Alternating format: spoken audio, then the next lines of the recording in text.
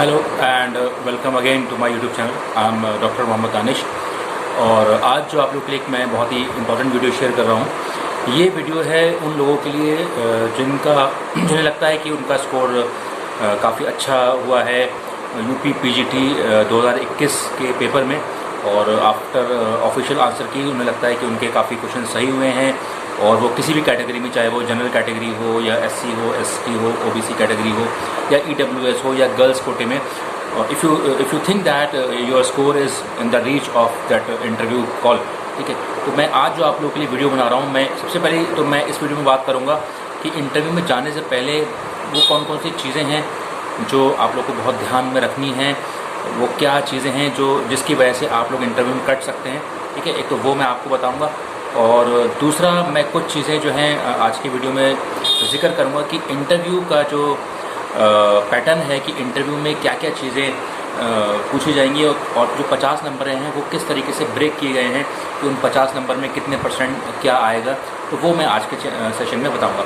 हालांकि आगे बढ़ने से पहले, इससे पहले मैं बता दूँ, मैंने इससे पहले भी 3 वीडियो शेयर की जिसमें कि मैंने आंसर कीज़ बताई और मैंने कट ऑफ शेयर की, और कट ऑफ शेयर करने के बाद जब ऑफिशियल आंसर की आई उसके बाद भी मैंने कट ऑफ डिस्कस की, और कुछ जो गलत आंसर आयोग ने दिए हैं उसके बारे में मैंने रोशनी डालने की कोशिश की।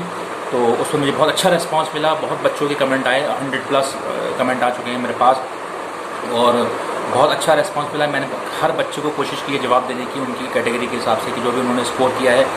तो आज के सेशन में मैं बता दूँ, सबसे पहले मैं आपको कुछ चीज़ें मैं बताना चाहूँगा कि जो मैंने देखी हैं, और मेरे जो फ्रेंड्स वगैरह, जो भाई लोग जो इंटरव्यू दे के आए हैं, तो क्या रहता है इंटरव्यू में और किस तरीके से इंटरव्यू की प्रिपरेशन करें।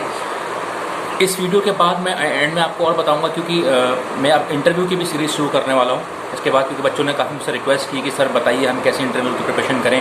तो मैं बच्चों को तैयारी भी कराता हूँ, पढ़ाता भी हूँ, इंटरव्यू की प्रिपरेशन भी कराता हूँ, और जीडी वगैरह भी तैयारी कराता हूँ कि इंटरव्यू किस तरीके से किया जाए। तो मैं उसको ध्यान में रखते हुए एक सीरीज़ स्टार्ट कर रहा हूँ। जब भी इसका इंटरव्यू होगा तो उससे पहले मैं आप लोगों को कोशिश करूँगा कि इतनी तैयारी तो करा सकूँ कि जो लोग न्यू हैं और जो पहली बार इंटरव्यू दे रहे हैं तो उनको थोड़ा सा एक डाउट निकल जाए किस तरीके का इंटरव्यू आता है, और एटलीस्ट इतनी पोजीशन में वो आ जाएं कि वो इंटरव्यू फेस कर सकें और कम से कम 50 में से 35-40 के आसपास स्कोर कर पाएँ।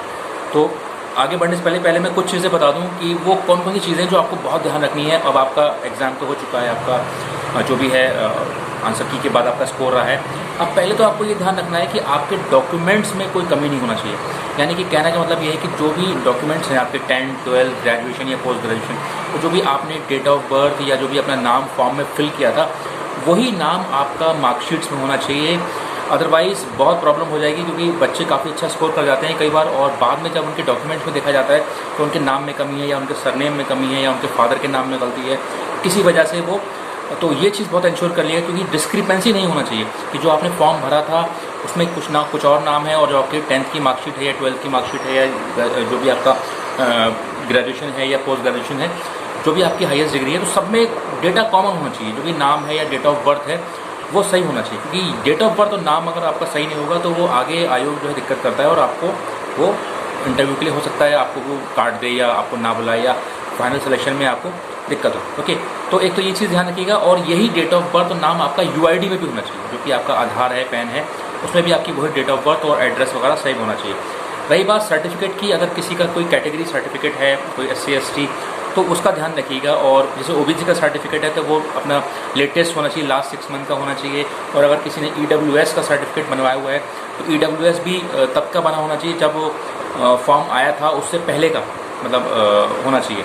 ये नहीं कि आपने बाद में बनवा लिया तो वो दिक्कत हो जाती है, और फिर आप क्लेम करेंगे, फिर उसमें आपको लगेगा कि मेरा स्कोर तो अच्छा आया था लेकिन मैं अच्छा नहीं कर पाया, और मेरा जो है सर्टिफिकेट की वजह से मैं कहीं ना कहीं कट गया। तो कुछ चीज़ें आपको बहुत ध्यान में रखनी है, तो अपना डॉक्यूमेंटेशन पूरे रखिए, ठीक है। अब अगर लगता है कि आपको इंटरव्यू कॉल आएगी तो आप अभी से इंटरव्यू की तैयारी में जुड़ जाइए। और मैं आज तो थोड़ा सा आपको ओवरव्यू दे दूंगा कि इंटरव्यू में आता क्या है और किस तरीके से इंटरव्यू का कंटेंट रहेगा।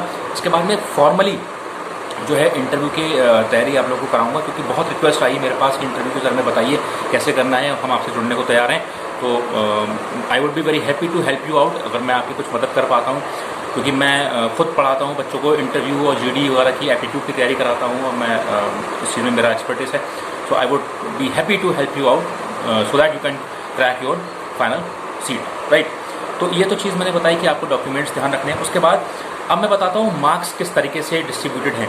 जो भी एग्जामिनेशन हुआ है उसमें आपको पता ही होगा 85% मार्क्स जो हैं वो रिटन से आए, यानी कि जो 500 नंबर का पेपर था, 500 नंबर के पेपर में आपका 425 नंबर जो है वो रिटन एग्जामिनेशन के थ्रू कंडक्ट कराया गया था। तो 425 का पेपर आया था, आपने देखा होगा 125 क्वेश्चन थे और हर क्वेश्चन जो है 3.4 मार्क्स का था, तो टोटल जो है वो 425 नंबर का था। तो उसमें इंटरव्यू जो है वो 50 नंबर का होता है।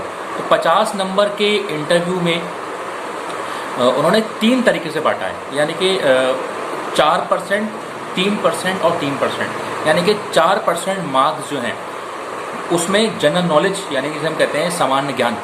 तो 4% यानी कि जो मार्क्स हैं 4% हो गए आपके 20 नंबर, 4×5 20। तो 20 नंबर जो हैं 500 में से 50 में से वो आपके सामान्य ज्ञान से पूछे जाएंगे। तो पहली चीज़ तो ये हो गई। बचे आपके 3%। तो 3% में उन्होंने कहा है कि व्यक्तिगत परीक्षण। तो व्यक्तिगत परीक्षण से मतलब है पर्सनालिटी आपकी चेक की जाएगी, क्योंकि इंटरव्यू में एक तरीके का जो पेडागोगी वाला बंदा होता है वो बैठा होता है, साइकोलॉजिस्ट बैठा होता है, तो उसमें वो आपके पर्सनालिटी के ऊपर सवाल करेगा। तो बहुत से बच्चों को पता ही नहीं होता है, क्योंकि वो टेस्ट तो निकाल लेते हैं, लेकिन इंटरव्यू क्रैक करना और इंटरव्यू निकालना एक अलग कला होती है। देखिए बहुत से बच्चे अच्छा स्कोर कर जाते हैं, लेकिन कई बार मैंने देखा बच्चों के मेरे पास कमेंट आए कि सर हमारा 107 है, 110 नंबर है, और हमने पिछली बार हमने 2013 का भी इंटरव्यू दिया, हमने 2016 का भी इंटरव्यू दिया, मेरे पास बीएड भी था, मेरे पास EWS भी है, मेरा सिलेक्शन नहीं हुआ। तो कहीं ना कहीं तो कमी रह गई, यानी कि इंटरव्यू में आप अच्छा स्कोर नहीं कर पाए। तो जंग जब तक पूरी नहीं होती जब तक आप फाइनल सीट नहीं ले पाते। तो ऐसा नहीं है कि आपने अगर 100+ कर लिए हैं तो आपका श्योर ही है, इंटरव्यू बहुत मैटर करता है। ओके, तो 3% बताया आपका व्यक्तिगत परीक्षण यानी कि पर्सनैलिटी डेवलपमेंट, और उसके बाद 3% बताया था उसमें अभिव्यक्ति की योग्यता। अभिव्यक्ति की योग्यता से मुराद है एबिलिटी टू एक्सप्रेस, यानी कि आप किस तरीके से बोल पाते हैं, आपका मोरओवर उसमें कम्युनिकेशन देखी जाएगी कि आप किस तरीके से बात करते हैं। अगर आपसे जो क्वेश्चन पूछा जाएगा तो how do you react, how do you behave and how do you answer the questions asked by the interview. Okay, तो 3 हो गए आपके जनरल नॉलेज, जिसे हम कहते हैं सामान्य ज्ञान, और व्यक्तिगत परीक्षण पर्सनालिटी डेवलपमेंट का ऊपर, पर्सनालिटी के ऊपर आपका होगा, और एबिलिटी टू एक्सप्रेस यानी कि अभिव्यक्ति की योग्यता। तो 4, 3, 7, 3, 10 यानी कि टोटल ये हो गए आपके 50 नंबर। तो अब चलिए सामान्य ज्ञान तो आप कर सकते हैं, आपने बुक्स ले ली, आपने कहीं से बुक्स में से पढ़ लिया और सामान्य ज्ञान निकाल लिया, GS निकाल लिया, किसी ने पहले से तैयारी की हुई है तो उसकी सामान्य ज्ञान अच्छी है। लेकिन ये जो 2 पार्ट हैं पर्सनालिटी डेवलपमेंट और अभिव्यक्ति की योग्यता, इस पर आपको बहुत काम करना पड़ेगा। इस पर अगर आपने ध्यान नहीं दिया तो ये देखिए सिर्फ 20 नंबर जनरल के हैं, जनरल नॉलेज के हैं, तो 20 नंबर में तो काम नहीं होने वाला। ठीक है, आपको तो बाकी के 30 नंबर भी, और उसमें देखा जाए 30 नंबर है, 15-15, 30, यानी कि अब जनरल नॉलेज से ज़्यादा तो आपके मार्क्स उसमें पर्सनालिटी डेवलपमेंट और एबिलिटी टू एक्सप्रेस में दे रखे हैं। तो अगर आपने 30 नंबर उसमें अच्छे स्कोर कर लिए और इसमें अगर आपके 20 में से 10 भी आते हैं तब भी आपके जो है 30-35 नंबर, 35 और अच्छा कर जाते हैं तो 40 तक आप इसको ला सकते हैं। तो 40 नंबर बहुत होते हैं। सो जो 2 सेक्शन हो गए पर्सनालिटी डेवलपमेंट और अभिव्यक्ति की योग्यता यानी कि एबिलिटी टू एक्सप्रेस। ओके, तो ये बहुत इंपॉर्टेंट है, तो इसको ध्यान में रखते हुए आपको तैयारी करनी है। तो अभी से आप लोग तैयारी के लिए जुट जाइए। जहाँ से भी जिस भी सोर्स से आपको करंट अफेयर्स पढ़नी है या जनरल अपनी नॉलेज अच्छी करनी है वो अपनी रिवाइज कर लीजिए।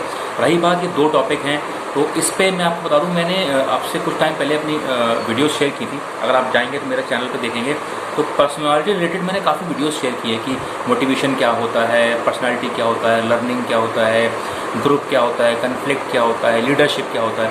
यही सारे टॉपिक्स हैं जो पर्सनालिटी से रिलेटेड पूछे जाते हैं कि पर्सनालिटी होती क्या है, किस तरीके की पर्सनालिटी होना चाहिए, कम्युनिकेशन क्या होती है। तो मैंने कुछ 6-7 वीडियोस पे बना के डाली हैं, तो इसको ज़रूर देखिए। मैं उनके लिंक्स जो है अपने डिस्क्रिप्शन बॉक्स में डाल दूँगा, तो उससे आपको काफ़ी फ़ायदा होगा कि आपको कहीं ज़्यादा बुक्स में तलाशना नहीं पड़ेगा, तो आपको एटलीस्ट कुछ आइडिया मिल जाएगा। उसके बाद जब मैं वीडियोस मैं आपको बताऊंगा तो काफ़ी आपको उसमें समझने में आसानी हो जाएगी। ओके, तो इसको ध्यान में रखते हुए आप तैयारी कीजिएगा। बाकी all the best from my side कि आप लोग का अच्छा हो और आप लोग को इंटरव्यू की कॉल आए। मैं तो चाहती हूँ कि कट ऑफ नीचे जाए, जिससे काफ़ी बच्चों को जो है मौका मिले इंटरव्यू देने का। So this is all from my side. और एक चीज़ और बताना चाहूँगा मैं कि जो बच्चों ने मुझसे कहा था कि सब कुछ सवालात जो हैं वो गलत दिए हैं आंसर, तो मैंने काफ़ी आंसर चेक कर लिए हैं और जो मेरे आंसर हैं वही ठीक हैं, और मैंने उसमें आपत्ति भी डाली है अपने जेन्युइन सोर्सेज से, जिसमें कि मैं आपको बता दूं 2-3 क्वेश्चन हैं जो बिल्कुल उनका आंसर गलत है। जैसे कि मैंने पहले बताया था टैरिफ वाला जो क्वेश्चन था कि टैरिफ लगाने से इंपोर्ट प्राइसेस बढ़ जाते हैं, वो बिल्कुल सही है। और रिकार्डो ने ही कंपैरेटिव कॉस्ट एडवांटेज थ्योरी दी थी, ये भी मैंने देख लिया। जो नेट की बुक थी, एक नेट की प्रिपरेशन की, उसमें दे रखा है थ्योरी में भी, और ये नेट में आ भी चुका है। उसके अलावा जो RCH second reproductive and child health वाला सेकंड था, उसका आंसर 2005 ही है, वो भी मैंने काफ़ी सोर्सेस में चेक कर लिया है। और उसके अलावा भी अगर आपको कोई लगता है सवाल तो वो आप लोग देख सकते हैं। So thank you very much for today's video. Thank you.